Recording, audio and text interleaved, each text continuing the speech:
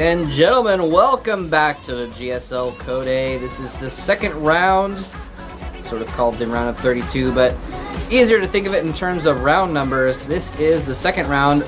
Each of these players that we're going to be seeing today have succeeded in one win so far. It's going to be Brown versus Killer. It's going to be the next match we're going to be watching, and it's going to be a Protoss versus Protoss. Both these guys have beaten their previous opponents in previous weeks, and they're going to be facing off today against each other for a chance to go into the third round, which will be where they can secure a spot in Code S. Game number one is about to begin. We're about to start on the first map.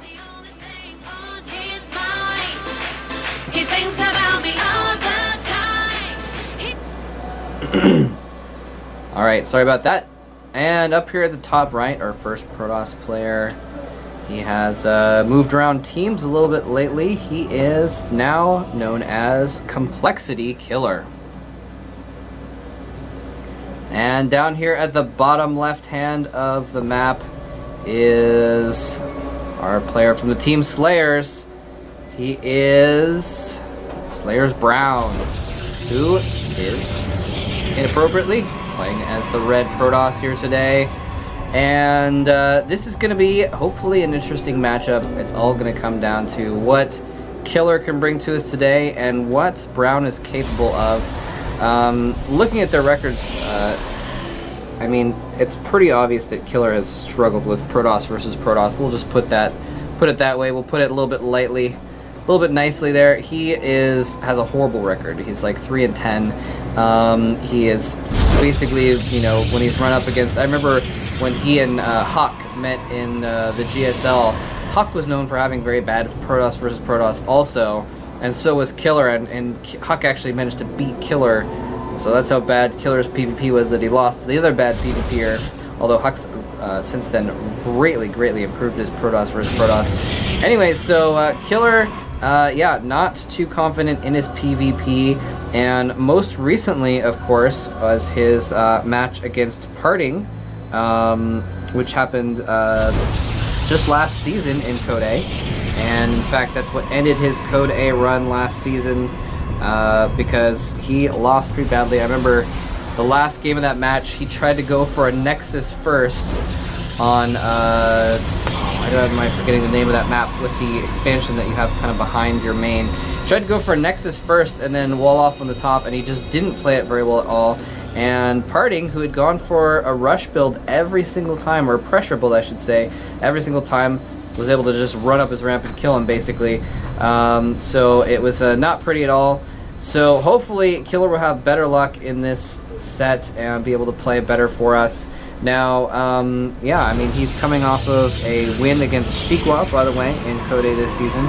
He did get to the up and down matches last season, but since he had fallen down from Code S directly into the second round of Code A, so he got into the up and down matches, but wasn't able to get out. So this season he beat Shikwa the previous week in order to get into this round. And again, you know, like I was saying with the Protoss vs. Protoss series we had earlier today, it's just going to be a little while before they get their stalkers out so they can kill the enemy scouting probe, and then we'll see what tech paths these players decide to go with. Now, Brown, on the other hand, he's well, I mean, statistically he's better at PvP, but it's hard to tell what that means because we haven't seen him play very many PvP games.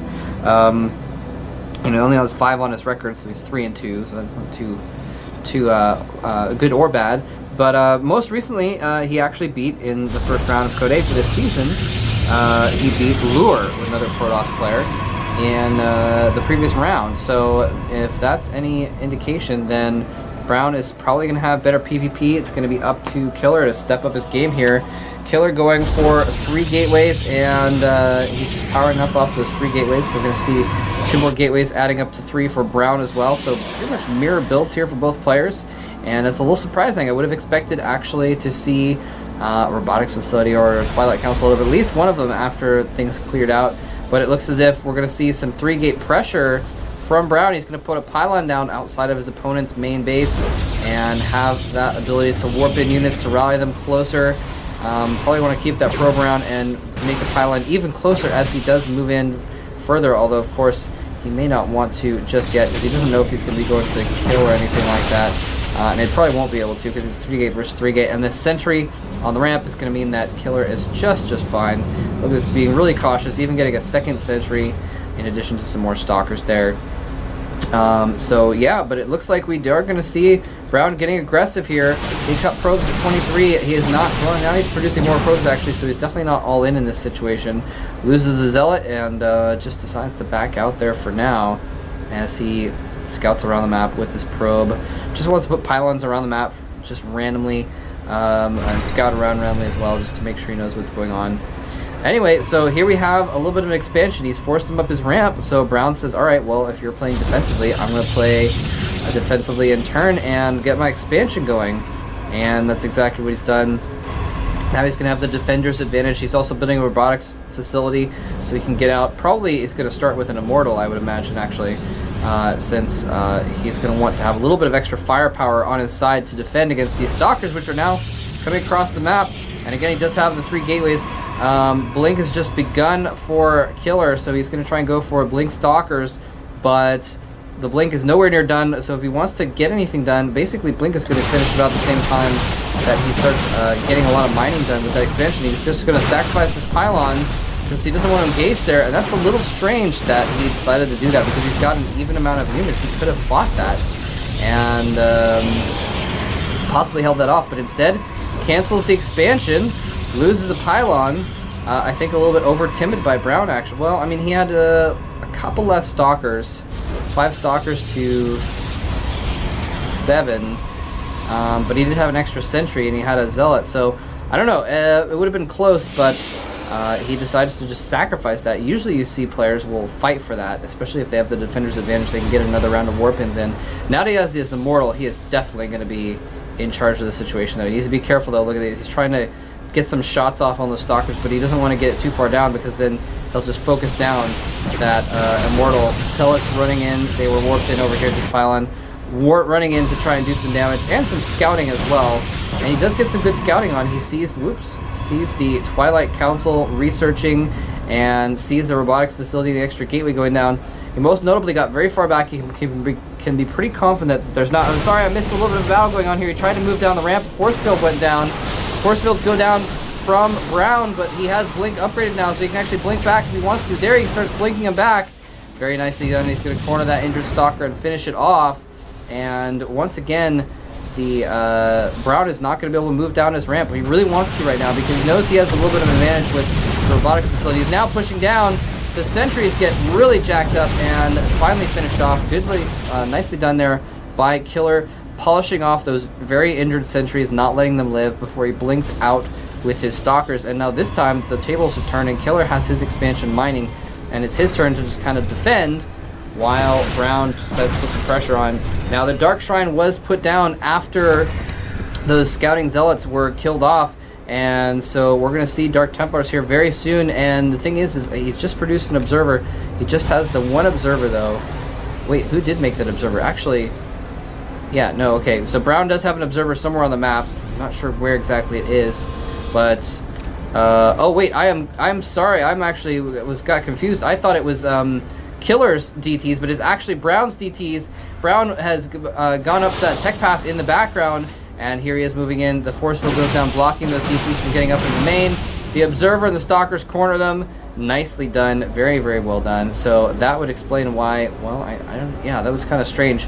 I guess what he did is he scouted the. Well, no, that's actually really strange. He scouted the Twilight Council, and you know, if he just scouted the Twilight Council, it makes sense to go TTs because then your opponent isn't going to have observers. But he also scouted the robotics facility, so he must have known there would be observers in play. So a little bit strange choice of strategy there for Brown to go for that. My apologies for reading the the production tab incorrectly there and thinking that the wrong player was making DTs. Anyway, random chrono boost on the robotics facility. Nothing producing at the moment. Now he does have this robotics bay up now. He's going to probably start producing Colossus. Observer is getting chased down with his own observer. It's going to barely survive. A couple hits left on it.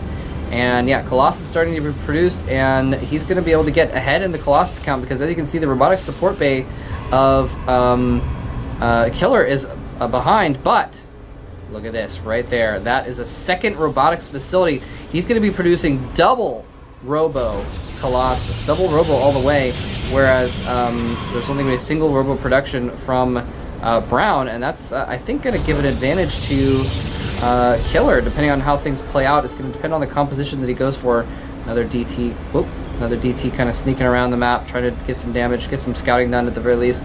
That one Colossus is enough to scare away these Stalkers, especially since the Immortals are there as well. So he can't even blink on, if he blinks on top of the Colossus to try and pick it off, the Immortals will just obliterate them, absolutely obliterate them, as well as the Zealots that are right there as well. So that's really, really effective to have stuff underneath the Colossus that can kill Stalkers. So if he blinks in to try and kill the Colossus quickly, then the Stalkers will suffer for it. And oh, look at that, couple force fields block that DT's escape.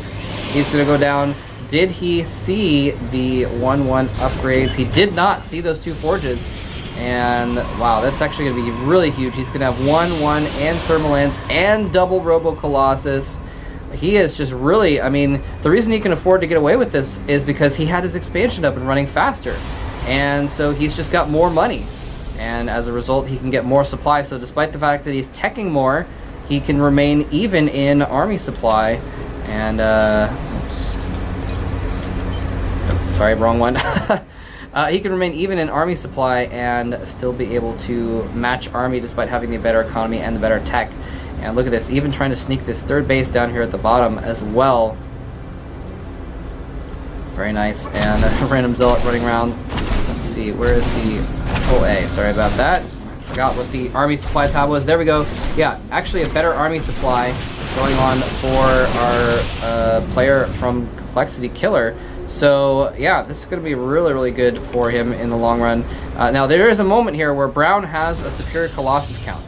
It is right now. This is the moment where Brown needs to do something. Either get another Robo, or get an expansion, or actually he needs to attack right now. That's kind of, I don't know, but he can't do anything is the thing. He's like so far behind and everything. I still feel like he needs to attack right now though. While it's only Stalkers, there's only, well, never mind. He's missed his chance. There's now 4 Colossus out for Killer, and he is now behind in everything. He had the Colossus advantage 3-1 for a moment, but he kind of wasted that moment and is now going to be way behind, especially for 1-1. There's 1-1 going down now, 2-2 being upgraded rather for the Stalkers of Killer, and Brown is still at 0-0, and Brown is just in so much trouble here. I don't know if there's anything he can do right now. If he attacks, he loses the battle. If he expands, well, he's still going to be behind in economy, even if he expands right now, actually. I like this little Stalker trying to go around and scout to see if he's taking a third. If he takes a third, he might want to even take a fourth or attack or something like that. But yeah, this is not looking good at all for Brown. He's got 4 Colossus out now, but there are 6 out for Killer, and he's got +1 weapons on those as well. This is not looking good at all. Brown is looking to be aggressive here, but I don't think he can afford to actually be aggressive.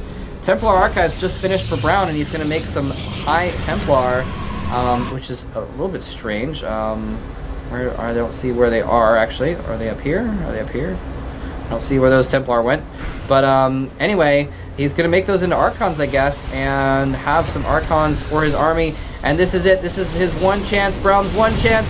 With the Thermal Lance upgraded +1 Colossus, just melting, absolutely melting the Zealots. He blinks on top of the Colossus as well, doing so much damage. He's going to lose all of his Stalkers to the Immortals there. But at the end of the day, 6 Colossus, now 7. Now, actually 8 Colossus are going to chase away those 3 very, very easily. Brown is on the run here, and there's nothing to retreat back to. He's forced to stand and fight. GG coming from Brown, and Killer is going to take game number 1. And nicely played indeed by Killer. You know, he just caught an early lead, and it was interesting. We had Brown get an early lead. He had just a very slight lead early on there because he was not going down the same tech path, and he tried to get an expansion off of it. And then when Killer counterattacked against that expansion, he didn't try and hold it. He just stayed up his ramp and kind of waffled a little bit there. Didn't go down his ramp for a long time. Didn't try to hold the bottom of his ramp, which I don't know. I would have to go back to look at that situation, but I feel like it would have been better for him trying to hold the bottom of the ramp, because he lost so much momentum by losing control of that ramp. And he was only one stalker, 2 stalkers behind, and with 1 sentry up. Blink was finished though, so maybe he was thinking if Blink was there that he would just get out microed. Anyway, we're gonna get into game number 2. I'll talk more about that in a second. Game number 2 is about to begin on Crossfire.